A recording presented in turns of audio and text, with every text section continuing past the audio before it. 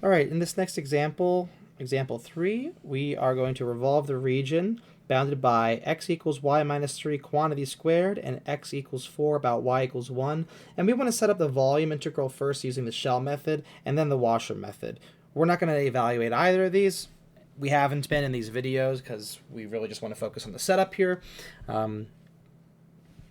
So let's go ahead and sketch this region.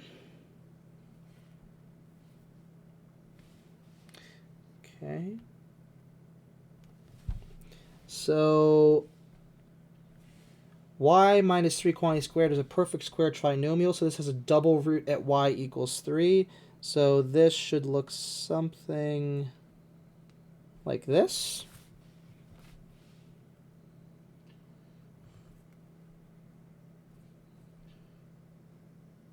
Something like that. And this right here is, of course, 3.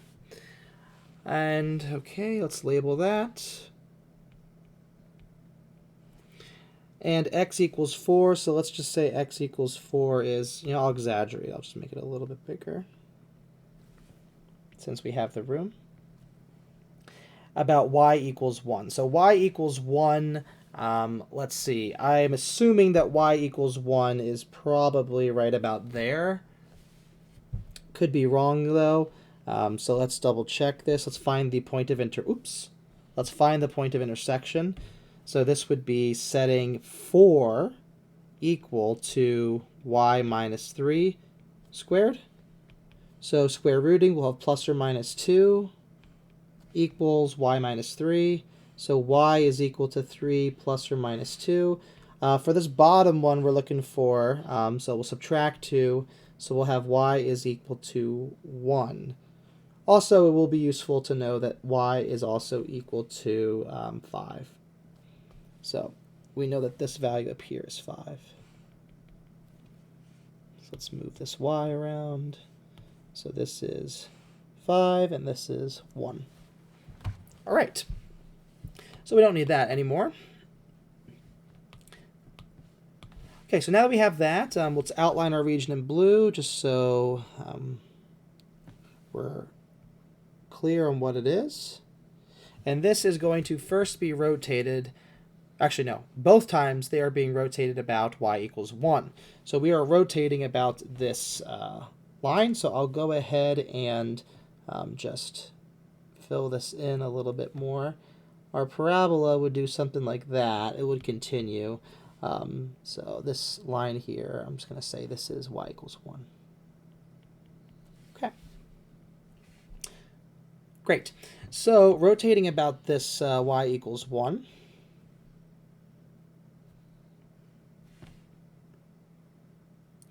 What we'll do is first we're going to do the shell method. So for number 1 method, for the shell method, we are rotating about a horizontal axis, which means our volume integral will be with respect to not the horizontal variable, but the vertical variable. So this will be 2 pi integral from a to b, radius, height, dy. Okay, so we want the smallest y value is 1. The largest y value is 5. So we have a is 1, b is 5. The radius, so remember for shell method, we always will draw a slice parallel to our axis of rotation. Okay. So the radius is the distance from our axis of rotation. Okay. So first of all, the radius is not going to be x because this measurement doesn't coincide with the x-axis. It's not measured from the x-axis. There's this gap. But we do know that this gap here is 1, specifically. So this full distance here, this is y. So we can figure out the radius, at least initially, by saying it is the larger value, y,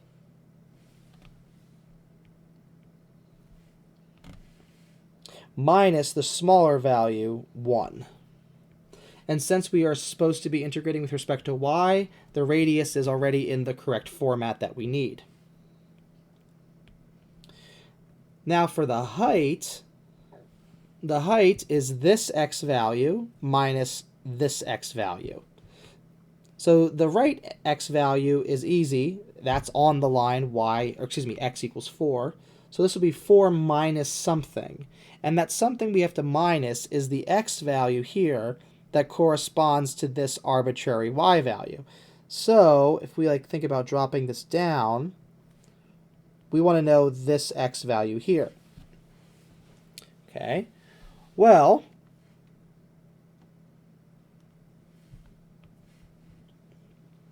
to get this x value here, we already have it.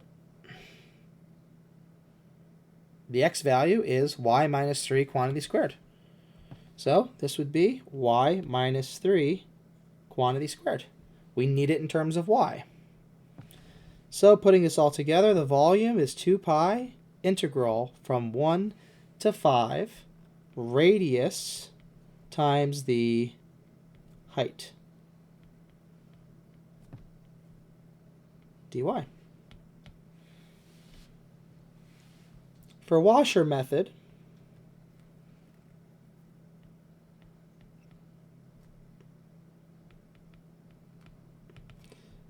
this would be pi times the integral from a to b, and I'm just saying a and b in general. This a and this b are not going to be the same a and b as up here. At least in general, they're not the same. Coincidentally, they could be in some cases. And this would be the outer radius squared minus the inner radius squared. And then for disks and washer method, remember that if we're integrating about a horizontal axis, which we are in this problem, then we would integrate with respect to the horizontal variable. There's that notion of sameness, not the opposite notion as in with shell method. So we want to think about what is the leftmost x value. Well, that would be 0. The rightmost x value is 4. And then we need to think about what is the inner radius. So remember the inner radius, let's erase some of these things that we don't need anymore. Some of them we might need, but not all of them. So in this case here, we're going to draw a slice that is parallel to the, that is perpendicular to the axis of rotation. So the axis of rotation is, of course, y equals 1. So perpendicular to that, there's our line segment. Okay. So our inner radius is whatever this y value is, and then the outer radius is whatever this y value is. So you can draw your slice if you want to. A lot of times I don't draw the slice for disks and washers. I draw it for shells because I do find it to be very helpful. But for this method of disks and washers, I don't find it necessarily, I don't always find it extremely useful. Sometimes I find it sort of clouds things for me. So instead what I do is I just start at the radius, or excuse me, at the axis of rotation, and measure the distance until I hit that first boundary curve. So that distance right there is what constitutes the inner radius. And then from the axis of rotation to the outer boundary, that's what constitutes the outer radius. So again, like before, we know that this distance here is 1. So, for instance here, if I go all the way up to this curve from the x-axis, this is equal to a y value. It's the y value on this curve. So I can say that this let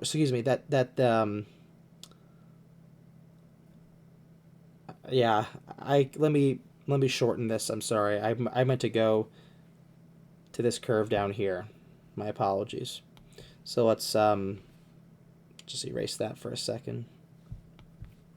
Let's go right up here. So that is a y value.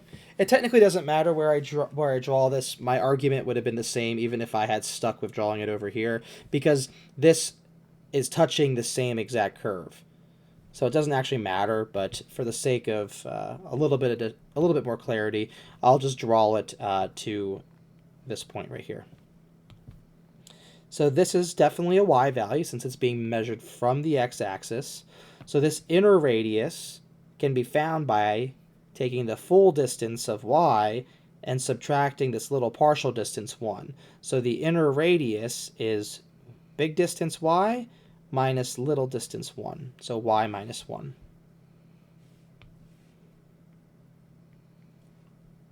Okay. That poses a slight problem because we need this in terms of x. And this is why having both the washer method and the shell method is really useful. Because maybe instead of doing the shell method first, maybe you started with the washer method. There's a lot of students, when they learn Calc 2, that there's some resistance to learn the shell method for whatever reason. Many people find it a little bit more confusing. And that's unfortunate. But the shell method can dramatically simplify some things. So this is a case where the washer method is not easier because you are going to have to solve that equation for y. So this equation is not terrible, but it is work. So what we'll do is solve this by taking the square root. So let's just start with the original. Taking a square root, and then adding 3. So y is equal to 3 plus or minus the square root of x. Well, which branch do we want? Well, this is the y value 3, and we want to get to this bottom half of the curve, so we want to lower the y value. So we want to subtract it, make the y value smaller. So this bottom half, the bottom half of this curve is y equals 3 minus root x. So I'll say lower branch. The upper branch is y equals 3 plus the square root of x. Okay, so this becomes 3 minus the square root of x minus 1, which is 2 minus root x.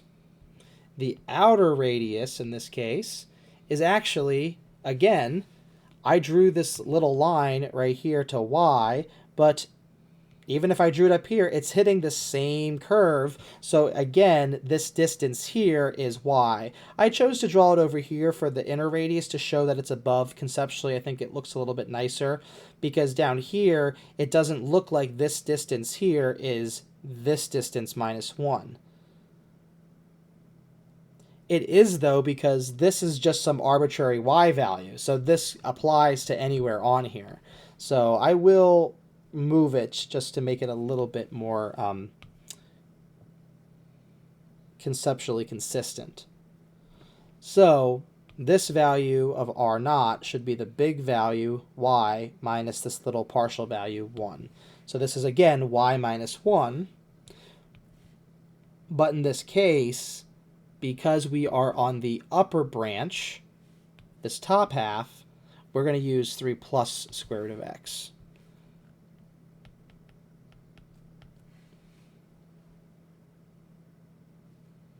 Okay, so 3 plus the square root of x minus 1, so this becomes 2 plus the square root of x. So our volume becomes pi times the integral from 0 to 4 outer radius squared minus inner radius squared dx. So clearly the washer method is a lot trickier and the shell method in this case is easier. In general, if you find yourself having to find the inverse of some sort of equation, that is a signal to you that you probably want to try using the opposite method. So if you were using discs/washers, try shell method. If you were using shell method and you're finding you're going to have to take the inverse or something, try discs or washers.